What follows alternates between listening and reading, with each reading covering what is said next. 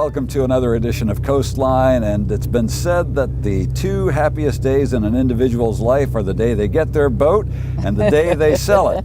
And I can tell you one thing though, the unhappiest day of your life is going to be if you are on your boat and you happen to see blue light behind you. And we're going to be talking a little bit about that. I've got Sergeant Donetta Dawson. She is the education officer for the Department of Natural Resources out of Charleston. Thanks for coming down here to the Low Country. Should I call you Sergeant Dawson? Yep. Or Sergeant Dawson Donetta. All right. That's fine. Fantastic. Well, I appreciate your making the trip down here, and thank you for having me here. it's a lovely day in the Low Country, and we are excited. We are grateful to Evelyn Boyd, who has lent us her boat to go out on the harbor here. And man, they told me I wasn't going to get paid anything, but at least I get a free boat ride, and it's well worth it, I tell you. I guess day, thousands of people are on the road, on the waterways every day, and there's something that you want people to know about the rules of the water, right? Right. Well, there's a couple things actually. We want to start off with, after you've bought that shiny new boat, you have to have it registered. Okay. So as we were talking about earlier, we have registration numbers that have to be on the boat. So what you have to do is you have to apply with our department to get your registration numbers. Okay. And what we do is we assign those numbers to you. So some folks will just take and put these stickers on your boat, and you're not supposed to do that. But the numbers that you are assigned, you're supposed to read those off, buy them from your local hardware store or something, place those numbers on there, so it will be SC, 4 numbers, 2 letters, and then you place these stickers on the end. Okay, so in this case it would have been SC1349. Correct. Which you get those at the hardware store At the or hardware Lowe's store, or someplace. yes. Okay. And you affix that to your boat, and it's the forward half of the boat, and it's both sides of the boat. All right. And they have to be legible. So in essence, it's basically your license plate for your boat. I gotcha. So the SS Minnow doesn't count as my license plate, huh? No. I can't get personalized vanity plates? Well, you can do that, Oh, but you that's can? registered through the Coast Guard. Oh, that's okay. So this particular vessel would be, documented with the Coast Guard, whereas the Department of Natural Resources registers the boat. Okay. So these are registration numbers. All right. Well, we'll talk a little bit about what the difference between DNR and the Coast Guard is, but there, in addition to having your registration, Yes. you also need to keep your title Yes. label The as motor, well. if you have an outboard motor, then what you have to have is it has to be titled. And whereas the registration numbers, every 3 years you have to have a new sticker. For the title, it's indefinitely. So you just register your motor, and then it's just one time for the life of the motor. Oh, so you don't title the boat, you title the motor, huh? Right, correct. So Okay. you title the motor and register the boat. Okay, interesting. And then the last thing that we got a little bit of a breeze here. I was thinking I was a little Beautiful breeze. overdressed for the water, but man, I'm glad I'm bundled up now. Right. But the last thing that we also need is another identification card, Yes, right? a registration card. So basically what this does is this has information about your boat. So when a law enforcement officer approaches you, so the blue lights that you talked about, Right. one of the first things we're going to ask you is, do you have your registration card? And that's what this blue and white card is. So Okay. you have to present that upon a law enforcement officer requesting it. All right. Now, your coworkers, I think, were a little worried about you coming on the boat with me, and I think, yeah, they're right behind me there. So now this is a pretty powerful boat that we've got, but I saw that they've got some pretty large size twin engines on theirs. Yes, they're twin 200s on their boat. Wow. So do you guys ever do the equivalent of a chase? You ever find yourself having to? From time to time, that it's possible that we have to do that. But for the most part, most folks are just recreational folks. They're not trying or not intentionally doing anything wrong. So we do come alongside, show you the blue light so that you know that we're on official business. And sometimes it's not even that you're doing anything wrong, but we do what we call safety checks. Okay. And we're checking for safety equipment. Okay, so aside from needing to be registered, then is it law that we have to have like life vests? Absolutely, and Really? that's what I was alluding to. So what we do is a vessel like this would pull up next to you with the blue light, and the officers would identify themselves, and then they would ask for or say that we're here to do a safety inspection of your vessel. Okay. So things like life jackets. So for every person aboard that vessel, there has to be what we call a wearable PFD for that person. Personal flotation device. Personal flotation device, All right. exactly. So a wearable life jacket, meaning that it doesn't have any rips or tears in it, because that would be the equivalent to it would gain water and it would just sink, Right. take you to the bottom. So Right. it has to be able to float. Okay. So, and I say wearable PFD, proper size and fit, because obviously what would fit you or I would not fit an infant. Right. So there's different classes of life jackets. Yeah. So that they'd have enough buoyancy for that particular person, and then they would securely fit. My or water affix to wings them. don't count? The water wings don't count. No. Don't count. And since you said that, I will caution some parents. They will get the kinds that are water wings, and it comes together, and they'll think that it's a life jacket, and it has to say on the inside wearable PFD, and it has to be U.S. Coast Guard approved. So those are the kind of things that you have to look on the inside. And it's probably going to be pretty orange too, right? Well, it doesn't have to be. Oh, They get okay. very decorative for kids, which is really great. Okay. So a life jacket could have Mickey Mouse on it, or whoever is the latest, greatest. All right. So it doesn't have to be orange. I figured the orange was so that you could be found out in the middle of the ocean if need be. No, it doesn't have to. But the main thing is that it keeps you above water and it keeps you afloat. All right. Any requirement for anything else like fire extinguishers? Absolutely, or absolutely. What For else? any vessel that's more than 16 feet, you have to have a fire extinguisher. I always recommend one that has a gauge, because to me, for those folks that are nautically challenged, they can just look at it and see empty or full. It's either in the red or it's in the green. All right. So that makes it a whole lot easier. And also you have to have what we call a Type 4 throwable device. So that's a square cushion that most people use just to sit on. But what that does is if someone falls in the water, you don't want to necessarily jump in after them, because that's a very scary thing and they can pull you under. Right. So you throw that Type 4 throwable device to them, they're able to grab a hold of it and be able to save themselves. Okay. Now you mentioned something that got me a little nervous there. You said for people that are nautically challenged. Now, are there people on the water that are nautically challenged? I used to think that truck drivers were the best drivers. I learned differently. You mean to tell me that everybody on the water here isn't a seasoned captain? No, you get quite a few folks out there that will go to a boat show, which is a wonderful thing, and they'll buy a boat. And legally, anyone that is over the age of 16 can operate a boat without a license. So they don't need any prior training or license. We'd love for them to take a boater education class, and we offer those basically monthly in the Beaufort area, but all around the state we offer them, especially during the summer, but in the off season also. And those are free of charge, doesn't cost you a penny. All you have to do is go to our website, dnr.sc.gov. You sign up for the class, just register for it, and show up to the class. All the materials and everything are provided.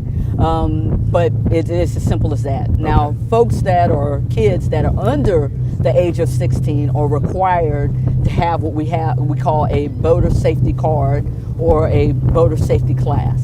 So in order for them to operate a boat by themselves, or what most kids like to do, a jet ski, they like to operate jet skis. So in that particular case, they have to have that boater education. So a jet ski is considered absolutely something that falls under your purview. Yes. Okay. Yes. Basically, as a game warden, as D.N.R., if you put your bathtub in the water, man, there he goes. He's chasing after him. Holy moly! Now he's turning on the lights. Now, is it because he had a wake? Because I know that they kind of frown on doing a wake in a crowded area. Absolutely. Well, first of all, the law states that if you are within 50 feet of a dock, pier, or person in the water, that person in the water might be a skier, maybe they've fallen off of their skis, or maybe a swimmer in the water, you cannot create a wake within 50 feet of that person. Okay. So dock, pier, person in the water. So at that particular point, you have to automatically slow down. Another case is if for instance, we're stopping a boat, blue lights are on, if you're in the vicinity of a blue light. Okay. And then, of course, if a boat is weaving in and out of traffic or something like that, or maybe someone is riding on the bow when they shouldn't be, we call those things negligent operations. So if we feel Okay. like the boat captain is operating negligently, So we will there's stop them. all sort of subtle things there, because There you are. know, I wouldn't have thought anything wrong with being on the bow of the boat there, just Well, trying to get a little suntan. Right. If you think about it, when that boat is underway, the way that boat is crafted, anything that falls off of any of the sides of the boat is going to go straight to the motor because of how it's designed. So for that second or two that you fall off of a boat, you're not able to swim away from it. You're going to be sucked under into that motor. Okay.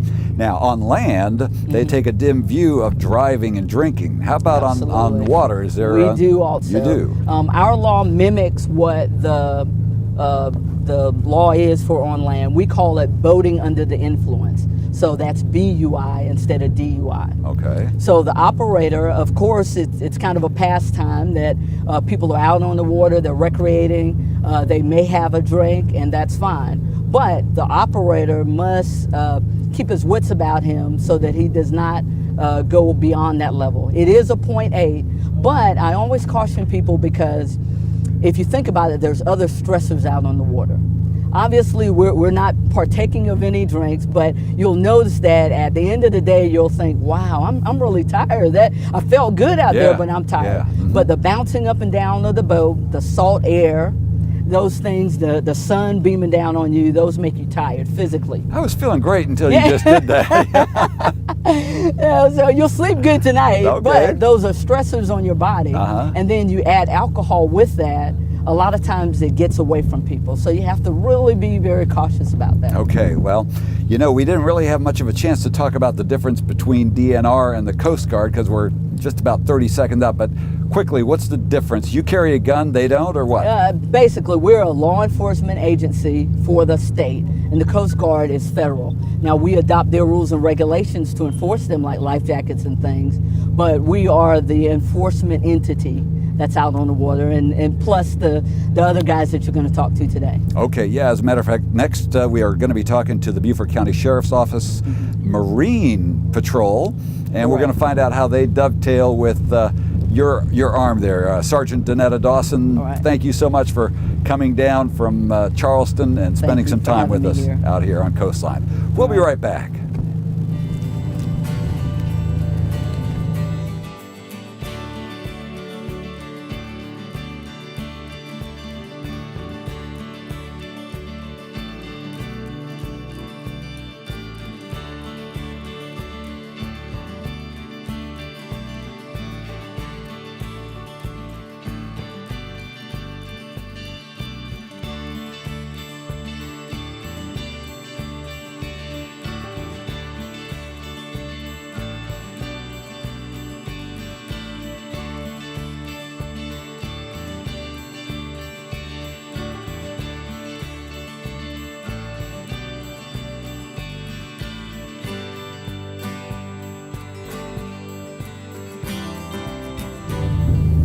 Well, we're back on the boat for this segment of Coastline, and we had an opportunity a minute ago to talk to the D.N.R. representative, Sergeant Donetta Dawson, and now your counterpart, Dawson's counterpart, is Sergeant J.P. Cooler, who is with the Beaufort County Sheriff's Office Marine Division. I guess I didn't even realize that we had a Marine Patrol. And Sergeant, good to have you aboard. Yes, sir. Thank you. And one of the things I didn't get an opportunity really to talk about that's specific to DNR enforcement and that you're not really involved in is fish and game, right? Right. Yes, sir. We primarily focus on boating safety. So whereas DNR might pull somebody over if they're fishing without a license, or if they're, you know, shrimp baiting when it's not the right time of year, that doesn't fall under your purview at all. No, sir. Usually when we run across something like that, you know, we have a great relationship with those guys and are on a first name basis with all those officers. So usually when we do run across an obvious violation, we'll give one of those guys a shout, and we work very closely together. So we usually have an idea who's out and about and in the area. So we'll just give them a call on the phone or radio, and they'll come right over and take that part over.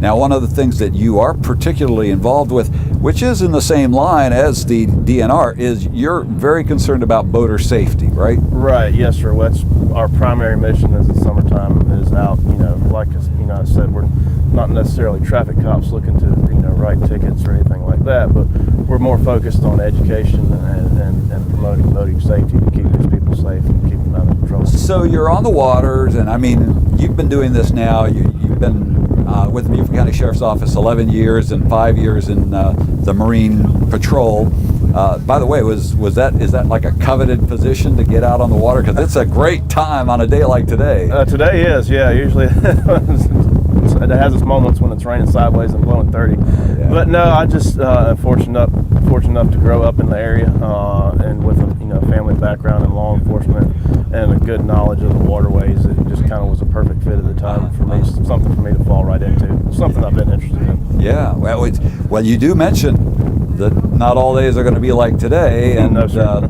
I guess there are some people that probably go out and it starts out as a gorgeous day and ends up being not so nice, and you have to deal with that. Right. And in a minute, we're going to be talking to a representative of the Beaufort Search and Rescue. Yes, sir. At the worst case, you end up having to call them in to action, right? Right, yeah, usually, if there's any type of water emergency, we're all going to respond, and we have a great relationship with those guys as well, first name basis as well. And, when there isn't a water emergency, everybody's going. It's kind of who's closest and who's going to get there first.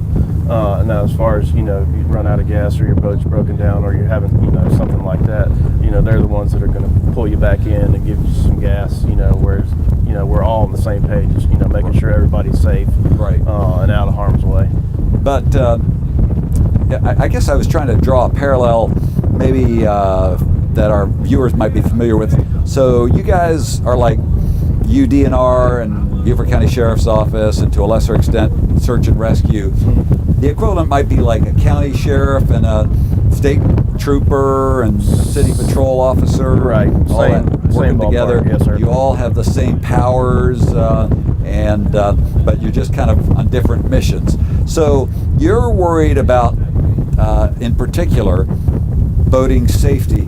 Right. Now, again, keeping with this metaphor on land, a trooper, he might have like a speed gun. Do you guys have speed guns?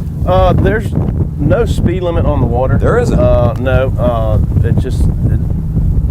Trying to think of the best way to explain it. It says you can't be operating a boat negligently or recklessly. So if you're operating a boat, at a high speed in a congested area, that would fall under a violation of the law. Okay. So what, aside from running in a congested area at a high speed, a high rate of speed, Right. what are kind of the telltale things that you're looking for that might have you pull somebody over? There's a lot of, there's quite a few designated no-wake idle speed zones throughout the county that we spend a lot of time patrolling due to complaints, and people just not understanding what a wake zone is. Those areas, obviously the sandbars are a popular hangout on the weekends, so we go through there a few times, make sure everybody's being safe out there. And then, we'll also get problem areas. So, I'm sorry, go ahead. If somebody's not on a boat, they've gone to the sandbar, but they get into a fight, you have jurisdiction to do something about that? That would fall under, something that we would respond to and deal with. Okay. And I cut you off there. Sorry, what else? In any areas that we're receiving complaints about people, going too close to docks, throwing wakes on docks, causing problems. A lot of problems we also see is, people bow riding, people, operating their boat at speed and having their kids hanging off the front of it. Obviously, that's an obvious safety violation, Yeah. so we stop and chat with them and go from there. One of the things we were talking about before we started rolling the tape was you're also involved in evacuation emergencies in areas like Defusky, right? Yes, sir. Obviously, because we have the boats, D.N.R. part of the Sheriff's Office, we're responsible for responding to calls for service on any of the barrier islands that don't have bridge access, like Defusky, and play a big part in the re-entry to the barrier islands. When we had the last couple of hurricanes in the last couple of years, I know there were a lot of concerns about docks floating away. Did you see any of that and do anything about it? We coordinated again with our D.N.R. counterparts and started at one end of the county and went through all 350 square miles of water in Beaufort County and documented where the debris was and provided all that to, the disaster recovery efforts to get it cleaned up and get it, make the waterways navigable again. We were talking with Sergeant Dawson about the boating courses that they offer, and I imagine one component of the boating course is possibly being able to read a map. Right. And I guess the maps that they have around here indicate where sandbars are and things like that, natural hazards. They do. The marine charts provide a good starting point. Unlike the roads, the sandbars and mud flats are always shifting. So they the charts can get you in trouble. Okay. They're not once you get outside the clearly marked channels like the Intercoastal Waterway, up into the May River and places like that. Like I said, the sandbars and mud flats are always shifting, so you can still find yourself high and dry, even though the chart says you're going to be in a certain amount of water. Right. I imagine one of the other things you're probably looking for, and I don't know whether this falls under your purview or under the Coast Guard. I mentioned to Sergeant Dawson Operation Jackpot from back in the 70s, and that was before her time, but that's probably before your time too. It was. But there was a huge amount of cocaine and marijuana that came in on the Harbor River, and does your department kind of keep an eye out for that type of stuff also? That would be something that would be passed down from an agency like the Coast Guard that would be gathering intel. They would something like that. Ride the herd, and they would ask for your assistance. Or DEA or a bigger agency that's getting that intel on stuff that's coming from out of the country. Okay. Which we'd obviously assist, in whatever fashion they requested. So you've been doing this now for 5 years. Give me what an exciting day looks like for Sergeant Cooler. Well, now that, like I said, there's 3 of us that are full-time, and we've been doing it. Oh, just 3 of you? 3 full-time guys. To cover, what'd you say, 350 miles? 350 square miles. Wow. Yep, and along with our D.N.R. counterparts. Now we, during busy weekends, we'll obviously, pull some part-time guys from other divisions to provide extra manpower on the boat. But, we've been doing it long enough to where we kind of know when the calls are coming in. Usually late afternoon, early evening is when, the water emergencies happen, the alcohol starting to talk, and stuff like that. So we kind of time our day, and also the tides, when the low tide's going to be, and when the sandbar is going to be packed and stuff like that. So that kind of dictates when we start our day. And then we'll come out and just start a regular patrol like a deputy would, on Hilton Head. We just hit the big areas where we received lots of complaints, patrol the obvious areas of the no-wake zones where we would receive complaints, and then kind of just being out and maintaining a presence. And So, do you ever get weekends off? We in the fall and winter. Oh, okay. Yeah, that makes sense. We're usually out working when everybody's off, so usually it's kind of a Thursday through Tuesday gig this time of year with all the fireworks shows and stuff like that. Yep. What do you do during the winter time? Because nobody's crazy enough to go out in 30-degree weather, are they? Yeah, you'd be surprised. Really? Right. But like I said earlier, with us patrolling Defusky, doing boat maintenance and small things like that, there's a lot of stuff to keep us busy. And in the wintertime, we also assist the enforcement division with calls for service as well. So there's enough going on down here year round to keep us busy to where we're not twiddling our thumbs. Yeah. You remember those boats that were like abandoned down by the Woods Memorial Bridge in Yes, sir. Beaufort? So does that fall onto you? Do you come alongside and put one of those like red stickers on it and says you got 24 hours to get out of here? That is something by state law that the Department of Natural Resource handles. They had an investigator that was assigned to that project, and he comes down and deems the boats abandoned, and then the owner, once he puts the orange placards that you may have seen on the sides of them, once he placards them, the owner has so many days to contact them, and then the process kind of goes from there on those being officially declared abandoned, and then who's going to remove them and stuff like that. So what else is can you expect in a busy? I remember it was probably about a year ago, I saw your boats all hanging around the Broad River Bridge because you had a jumper. Does that fall under your? Right, yeah, that would be a call for service that we would respond to. You know, anything like that, you know, boating accidents, you know, we respond to, you know, someone jumping off the bridge, missing overdue boaters, any call like that routinely comes in the summertime, and like I said, it usually comes in later on in the afternoon. Yeah. So you've got boating accidents. People like collide with each other on the water? It does happen occasionally. Yes, really? sir. That's interesting. Well, you must really love this job. I'll tell you what, on a day like today again, I would. It's definitely something different every day you come in, that's for sure. All right, Sergeant J.P. Cooler, Beaufort County Sheriff's Office Marine Patrol, I appreciate your coming out today. And in a minute, we're going to be talking to a representative of the Beaufort Search and Rescue. When a good day goes bad, we'll find out what happens. Stay with us.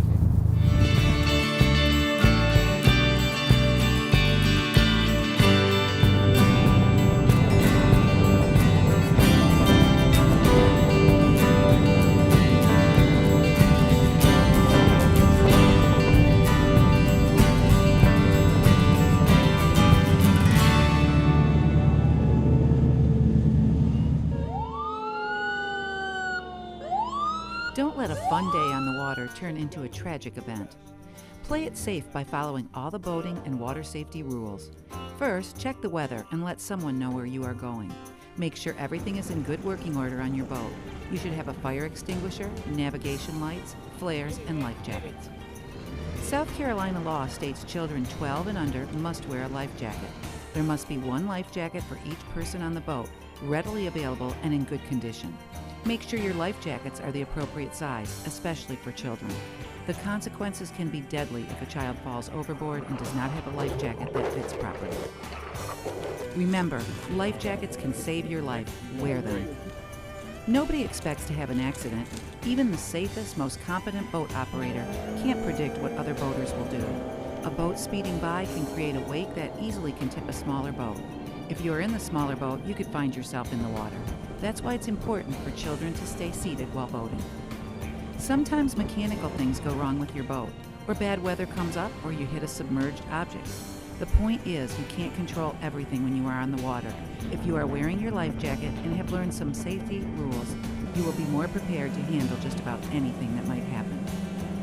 Don't let a fun day turn to tragedy. We are the Beaufort County Safety Education Team, and we're saying get set and get safe.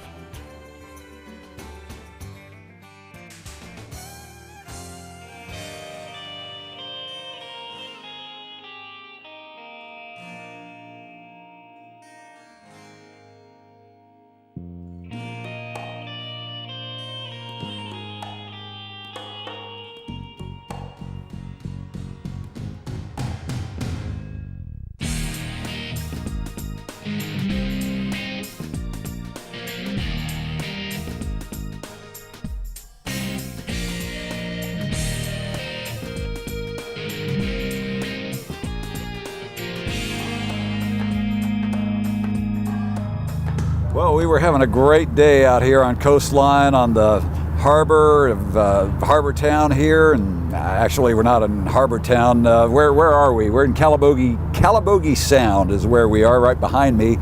And then my next guest came up and he introduced himself as Clay Eminger, and I said, "Oh, you're not related to Frank Eminger, are you?" He says, "Yeah, he's my daddy." And Frank and I used to work together along with your grandfather, from whom you're named, Clayton Cooler, and Now I'm suddenly feeling really old, but it's good to see you, Clay. Good to see you, Rick. Glad to talk a little bit about what you're doing in the Beaufort Water Search and Rescue. I was mistaken. I thought it was a nice paid position, and you guys are all volunteer. Sure, that's correct. So 100%. tell me a little bit about the Beaufort Water Search and Rescue, what you do, how you interface with D.N.R. and the Beaufort County Sheriff's Office, Marine Patrol, and why people are delighted to see you. Well, they're real delighted to see us when it's 2 o'clock in the morning and they can't find their way back and it's dark and it's cold and they're ready to get home, I can assure you. We interface with the county agencies, whether it be the Sheriff's Department, the Beaufort Police Department, Port Royal Police Department, fire departments, D.N.R., as well as Coast Guard, all the time. We are dispatched by 911 through the paging system of 911. You dial 911, they'll page us. We're also dispatched from Coast Guard. Sometimes they'll call us or call dispatch and have us dispatched. And also people will call in directly to our phone number and call us that way, and that's how we're dispatched to go help people in Beaufort County with their boating needs. And one of the things I asked you before we started taping was if more often than not you're going to get a call from D.N.R. or the Sheriff's Department saying, we need you to go back and find or help somebody who's run aground. But every once in a while you'll get an actual call from somebody that says, I'm out here in the middle of the marshes and I don't know where I am. Right. What do you do? Well, the best thing we tell them to do, the best thing to do is hang up with us. If they haven't done so already, is to call 911. When they call 911, then they can track them by the GPS location on their cell phone, and we can find them that way. And it'll tell them the latitude and longitude. That is correct. They'll then relay that to you, and we'll go get them. You go out there. Okay. So one of the things you mentioned is that it's all volunteer, and there's 25 of you guys. Yes, sir.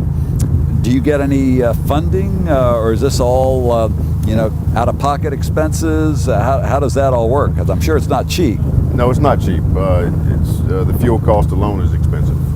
Then you have maintenance upkeep of all the vessels that we have, which we have 5 boats, and the airboat and the jet ski, like I mentioned to you earlier. But we get funded by the county. We do get a stipend from the county every quarter. They do what they can do for us, and we appreciate everything they have done for us in the past. But we also have fundraisers. Our biggest fundraiser is the golf tournament for St. Patrick's Day, which we just held last month. That's our main fundraiser for the year, and that helps support us throughout the rest of the year. And then we have private donations from private citizens that'll donate to us. We come to aid of some people, then they'll give us a couple of $100 here or whatever. And that helps go to the fuel costs and everything, help us keep the lights on, so to speak. Yeah, I imagine so. They'd probably be willing to give you a lot if they've been out there at 2 o'clock in the morning and it's been a rough one. Do you go searching for volunteers, or do people that are interested in helping out come looking to you?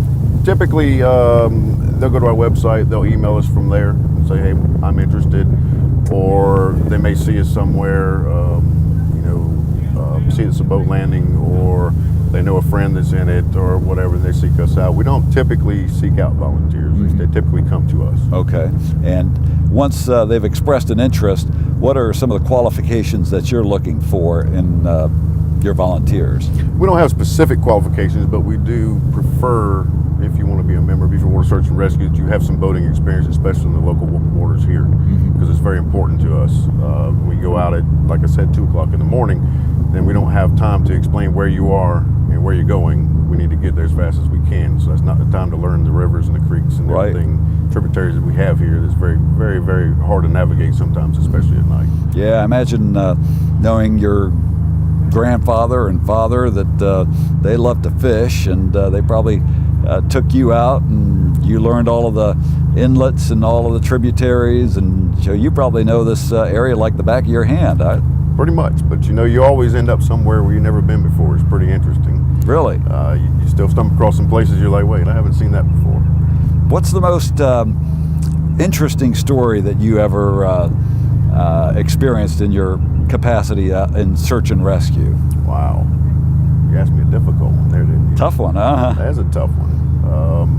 Because a lot of them become very interesting very quick.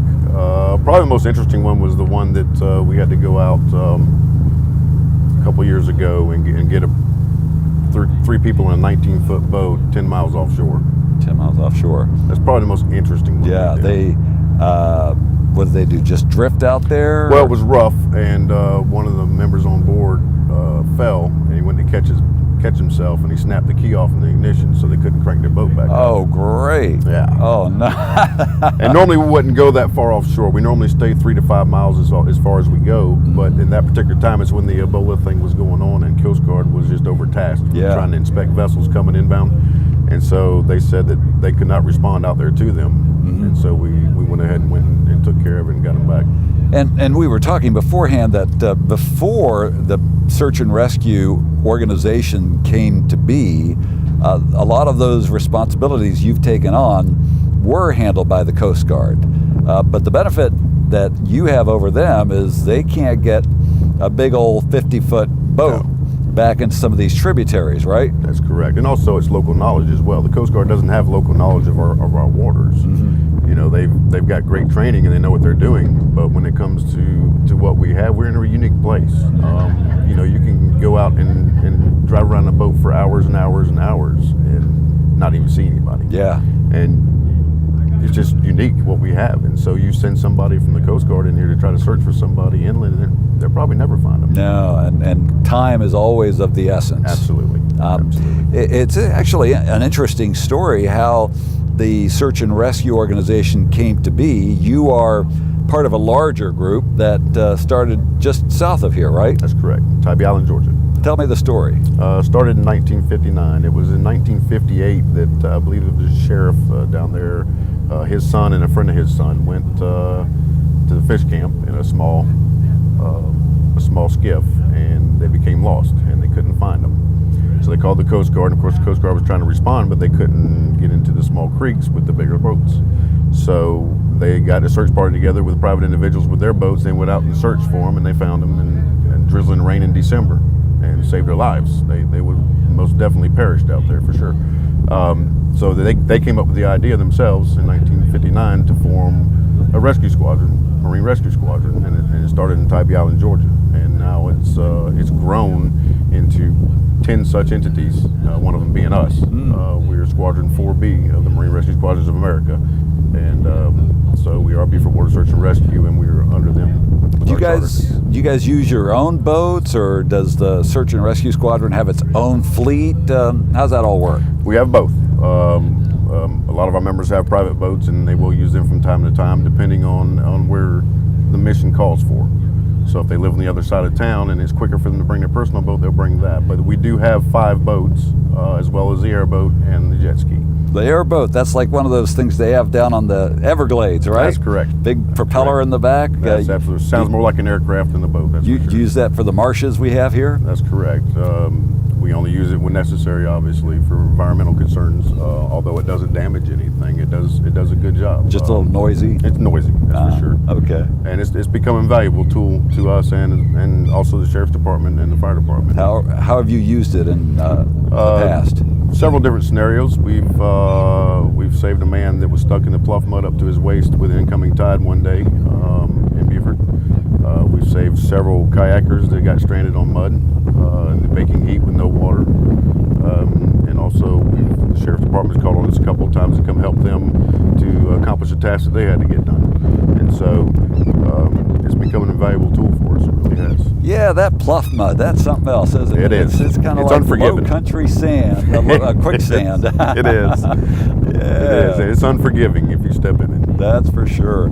So how long have you been on the Beaufort Water Search and Rescue team? Coming up on 4 years. 4 years, okay. And you're the commander? I'm the skipper, yes. Skipper, okay.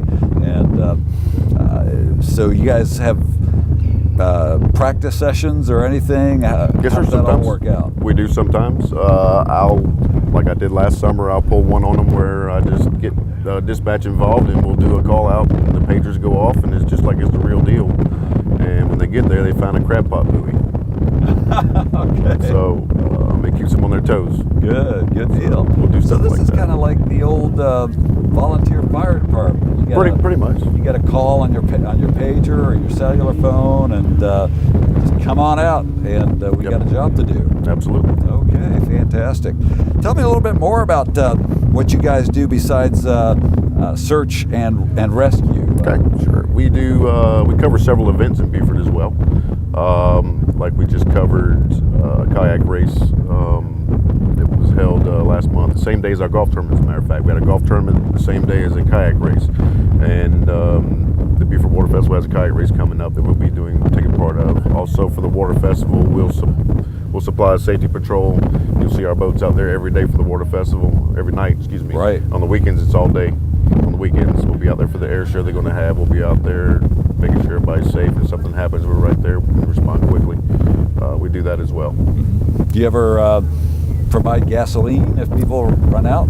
We will. We prefer not to do that kind of service because that takes us away if something real happens that Yeah. we can respond to something, but we're not going to leave you stranded out in the river either.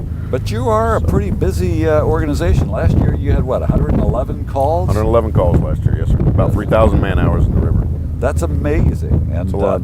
we are just very grateful to you guys and your willingness to, help out there as is needed. And again, if people would like to contribute to your organization, you said you've got a website? We got a website. It's www.bwsar.org. That's our- bwsar.org. Yes, sir. Or they can call the squad line. It's 843-525-1969. Fantastic. Well, Clay Eminger, I appreciate your coming out and sharing a little bit about what's going on at the Beaufort Water Search and Rescue. And coming up next, we have what I'm told is a living legend on these waters. We're going to talk to Perry Hubbard, find out what his story is. Stay with us. You're on Coastline.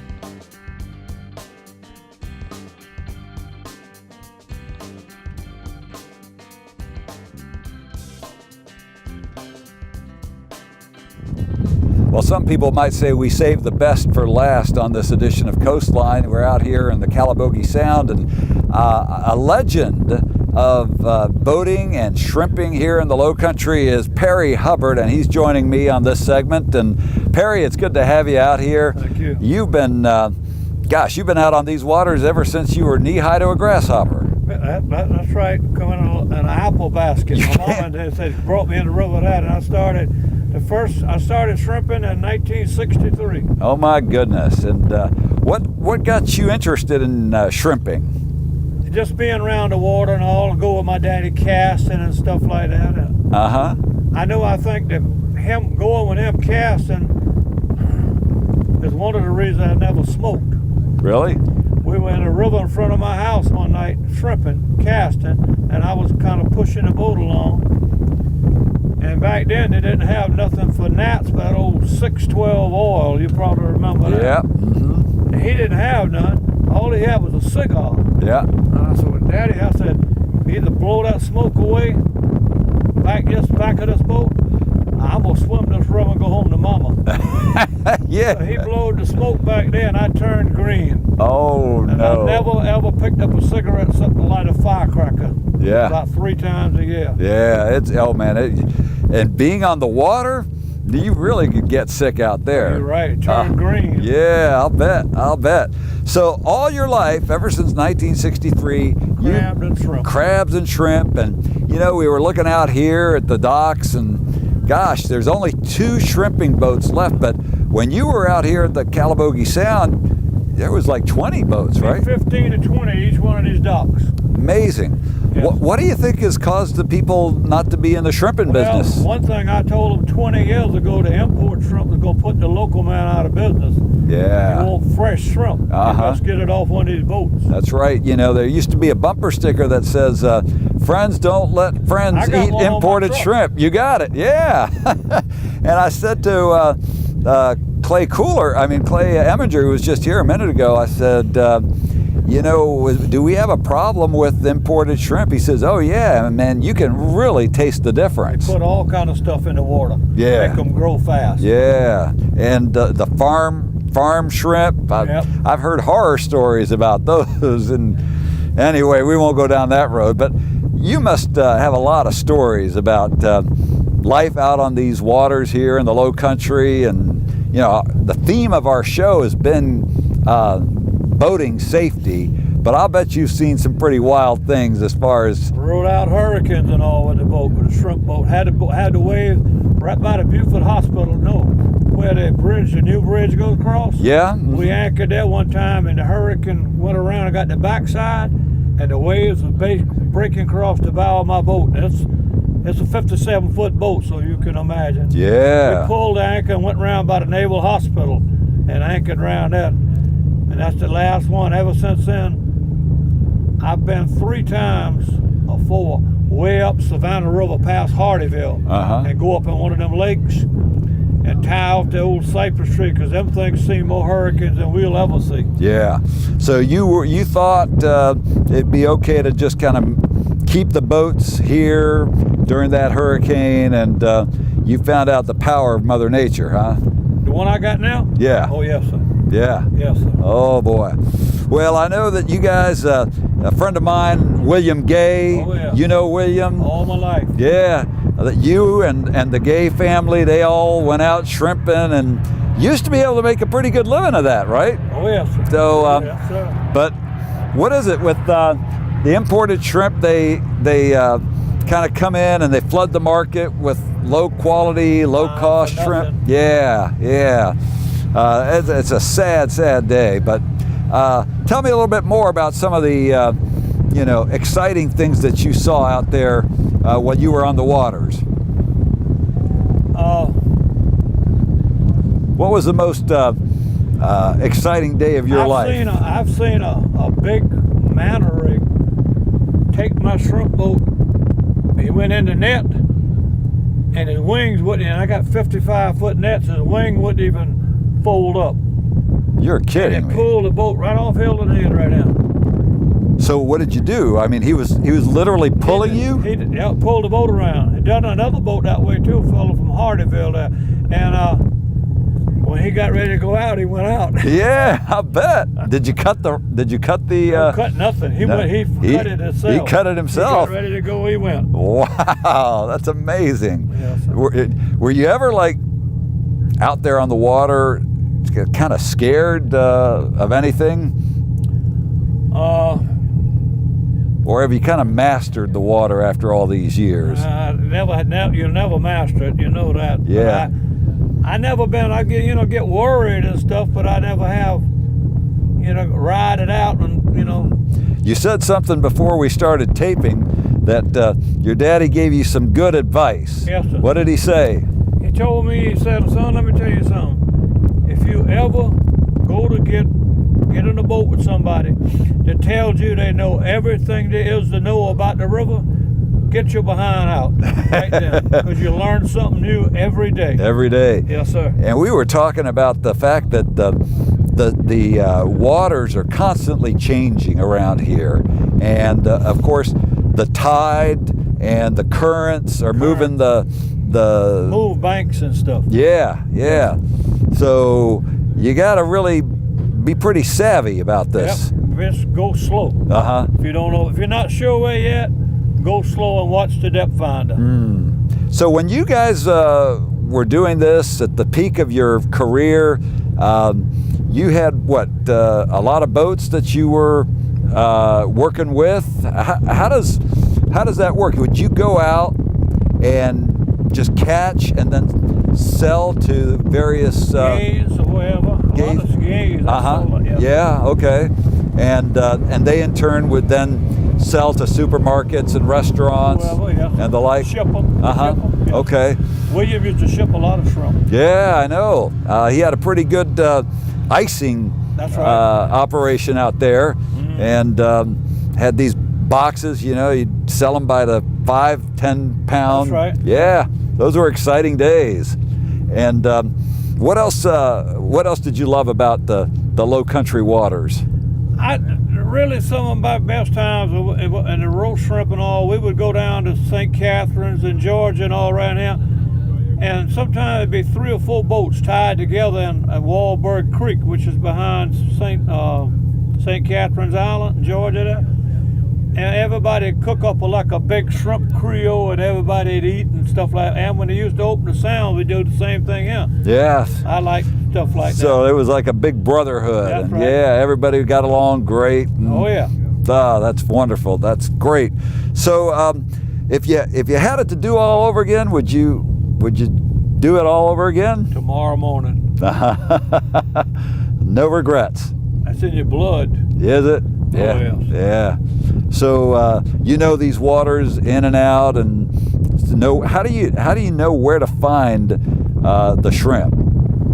Over the years, and then different tides, different places, and like that. Yeah. You look at the birds and see where they're feeding. We do that too. Yes. Okay. And I remember somebody took me out